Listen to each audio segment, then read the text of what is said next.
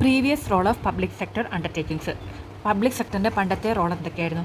Firstly development of infrastructure facilities develop ചെയ്യുക. Second, regional balance.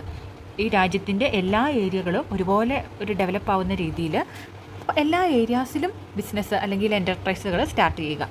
അതുപോലെ economies of scale, large scale operations ഒക്കെ നടത്തി കുറഞ്ഞ ചിലവിൽ കൂടുതൽ പ്രൊഡക്ഷനൊക്കെ നടത്തുന്ന രീതിയിലുള്ള ഫെസിലിറ്റീസൊക്കെ ഡെവലപ്പ് ചെയ്യുക. നെക്സ്റ്റ് ആണ് check over the concentration of economic power. ഒരാളിലോട്ട് ഇക്കോണമിക് പവർ കോൺസെൻട്രേറ്റ് ചെയ്യാതെ എല്ലാവർക്കും കാശ് കിട്ടുന്ന രീതിയിൽ കാര്യങ്ങൾ ചെയ്യുക. അതുപോലെ ഇമ്പോർട്ട് സബ്സ്റ്റിറ്റ്യൂഷൻ, ഇമ്പോർട്ട് മാക്സിമം കുറച്ച് നമുക്ക് ആവശ്യമുള്ളത് നമ്മൾ തന്നെ ഉൽപ്പാദിപ്പിക്കുക. ഇത്തരം കാര്യങ്ങളൊക്കെ 1990s ശേഷം മാറി. എന്തൊക്കെ മാറ്റങ്ങളാണ് വന്നത്? Reduction in the number of industries reserved for the public sector from 17 to 8 and then to 3. Public സെക്ടറിന് മാത്രം ചെയ്യാൻ പറ്റുന്ന ആക്ടിവിറ്റീസ് കുറച്ചു. അതുപോലെ disinvestment of shares of a selected set of public sector enterprises. Public sector എൻ്റർപ്രൈസിൻ്റെ കുറേയൊക്കെ shares disinvestment ചെയ്ത് private പാർട്ടീസിന് കൊടുത്തു.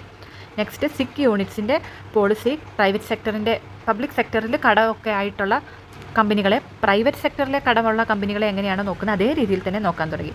അതുപോലെ ഒരു memorandum of understanding public sector കമ്പനീസിനും നിർബന്ധമാക്കി.